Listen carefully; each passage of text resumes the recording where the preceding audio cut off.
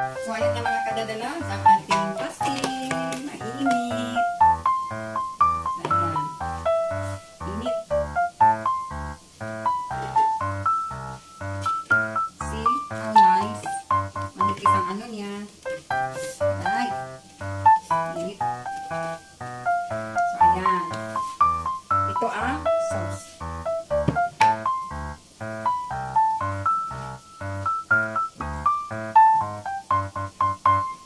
Yan ang ating pastil. Wow! So, ayan pa. So, ayan ang pastil, mga kadadalags. Ito ang sauce. Ngayon mga kadadalags, bago tayo gagawa ng sauce, igisahin muna natin ang ating pang pastil. Yan. So, it's only a garlic and an onion. And then, ihulog na natin ang ating toge. And a little bit of salt. Kasi ang lalasa din sa kanya, ang pastil is the sauce. And then, lagyan natin ng paminta.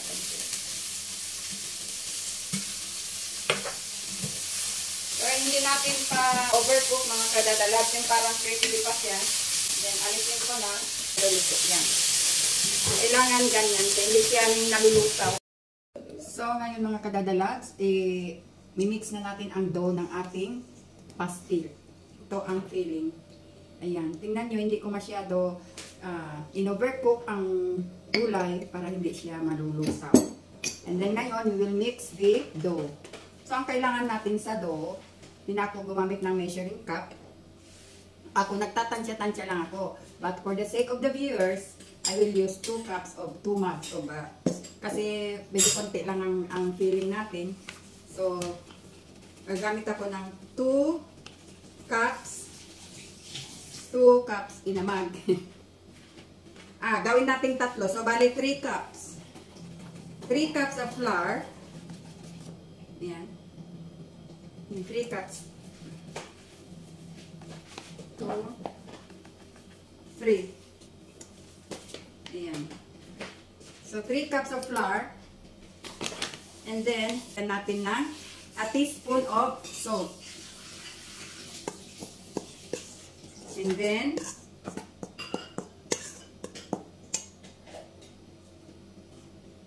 so, hindi siya half. Ano bang tawag dito? 1/4 of oil. And then, ang nakaka-crispy sa kanya mga kadadalags is the oil. And then, a half cup of water.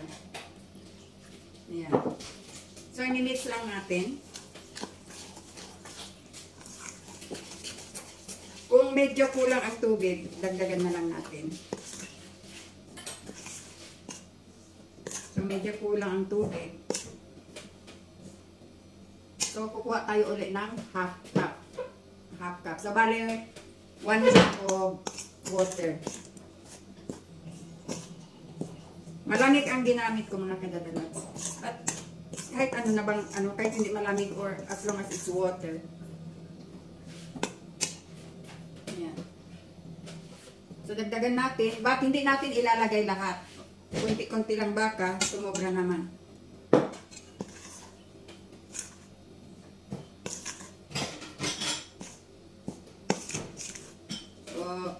Gagamitin ko na ang kamay ko. Anyway, kami lang naman ang kakain. Alisin ko ang singsing.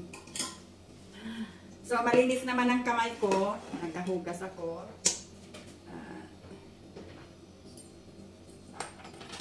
I remove my ring. So, medyo ano na siya. And, i-mix na natin with our hands.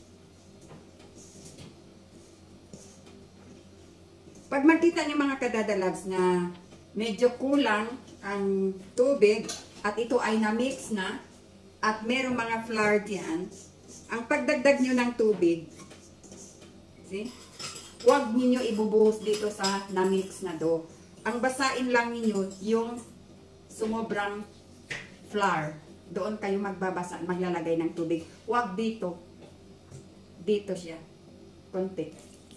Yun. So, ang ihahalo nyo yung flour. Hindi yung na-mix na dough. Hindi na yung dough. Yung flour. Kasi di ba, oh, makita niyo marami siyang flour. Pero naging dough na yung ito. So, kailangan niya ng tubig. Don't put the water sa dough. Na-mix na dough na siya. Dito sa flour. Sobra na flour. And then you can mix it together. Like that. See? So, and then, para dito natin ilagay.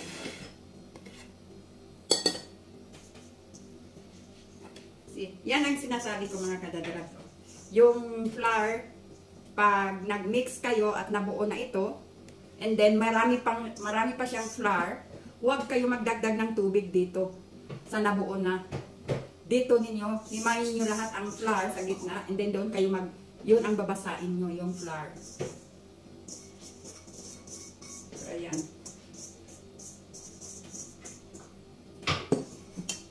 And then, i-press lang ang dalawang tang sa gitna, yung mga dry na hindi na. Ayan. See?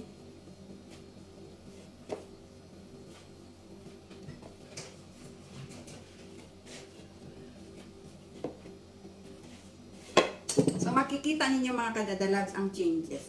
So, i-press nyo ng ninyo dito. Ayan.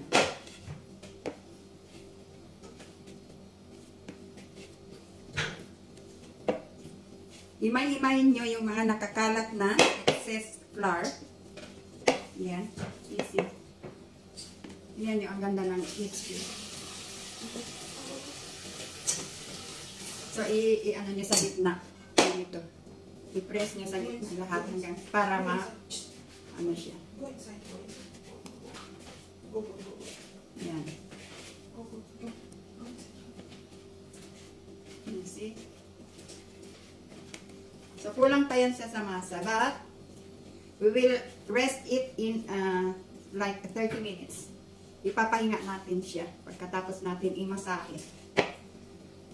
Yan. Tulad din ng tao, pag minasahe mo, kailangan niya ng pahinga. Talaga magpapahinga siya kasi you will feel fresh and relaxed. So, ayan. So, tingnan niyo mga kadadalas. Ang dali.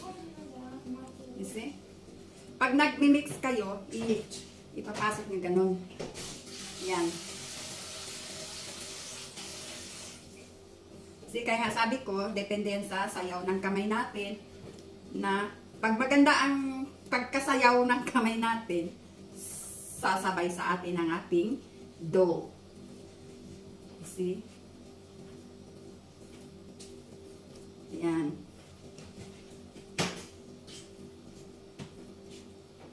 So, hindi ko yan kinat, ha? Hindi ko kinat ang video para makita ninyo ang changes, ang development ng dough natin. From dry to dough. So, ayan. Tingnan nyo ang ganda. Yan. See? Oh. Walang dikit-dikit. Walang excess. Ayan. So, ito, gaganda pa ito pag pinarest natin ng 15 to 30 minutes.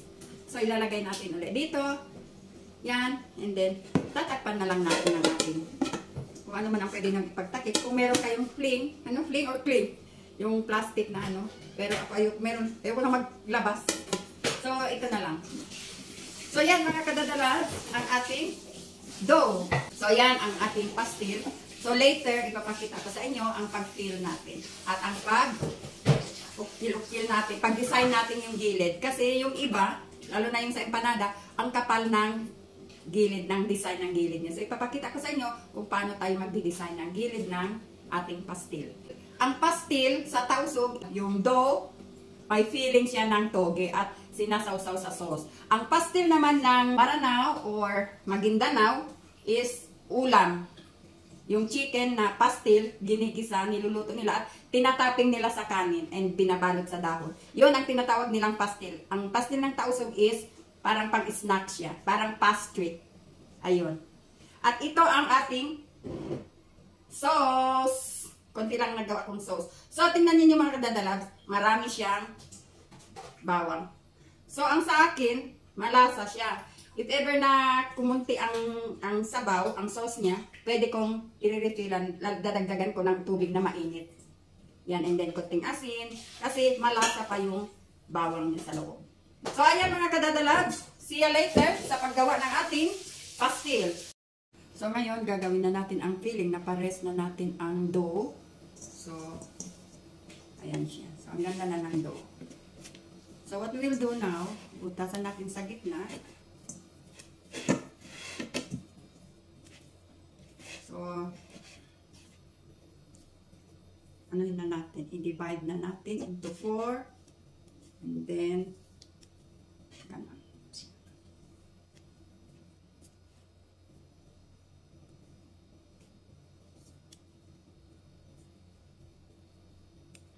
So, ayan mga kadadalags, gawa lang tayo ng, ilagay natin dyan.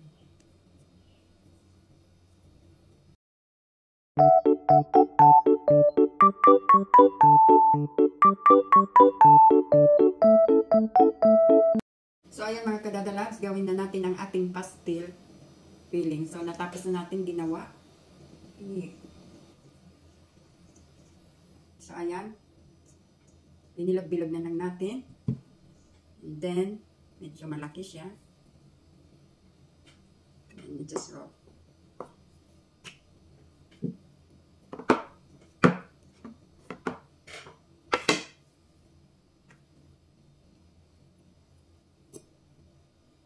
So, kakainin din sa bahay. Hindi naman, ano. So, and then, ganito guys. So, ayan.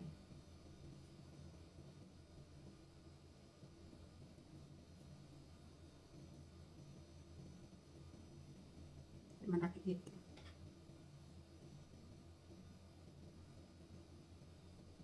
I-press nyo lang dito and then fold. Press, fold.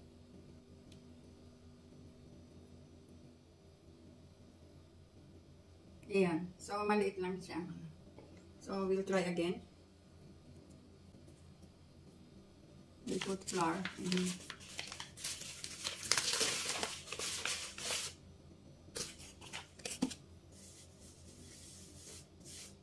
Para hindi siya magdikit.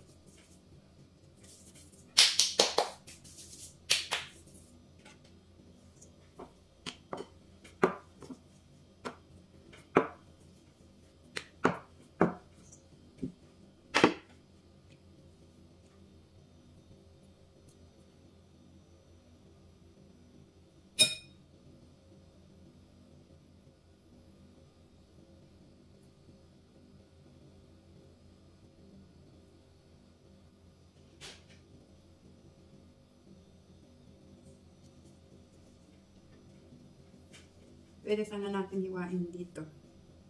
Ganun.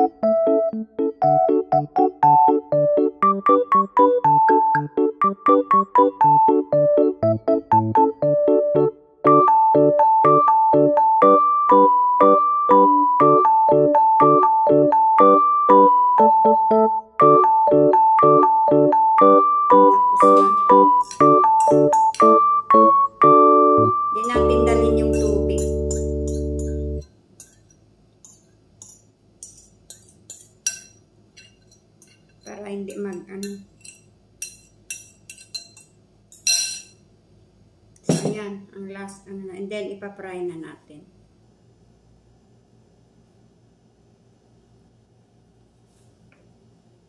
Ayan.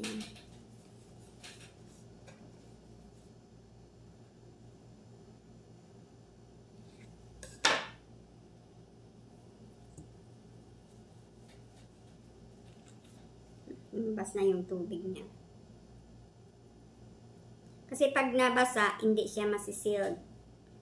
So, pag nag-leak ang tubig sa labas, yung sabaw ng gulay natin, pwede nyo, ano yun ng extra flour para magdikit siya. Kasi kung hindi siya masisealed nyo kahit dahil basa yung dough. Tingnan nyo. Kahit ano pa yung itsura, nagkatiko-tiko na, pag nasilan ninyo ng ganito, maayos din yan. Tingnan nyo. Oh, see?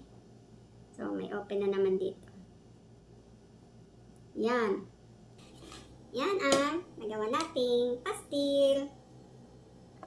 See? Mabilis lang. So, ipa-fry na natin.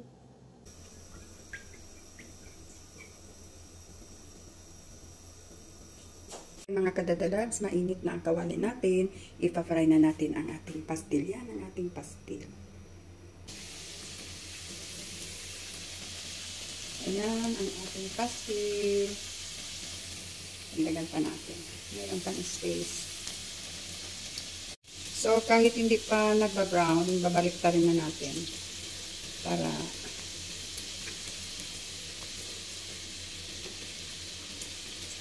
expertise naman ito ng mga tausugid. Yan sa Pinas. Magaling sila dito. So, tayo nagawa lang tayo. I know they can do this. Mas better pa. Yan lang ang version ni Kadalags. So, ayan na mga kadadalags, ang ating pastil. Mainit. So, ayan. Init. See how nice. Manipis ang ano niya. Aray. Init. So, ayan. Ito ang sauce.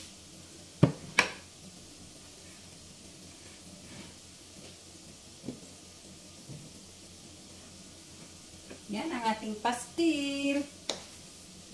So, ayan pa. Minute. So, ayan ang pastil, mga kadadalags. Ito ang sauce.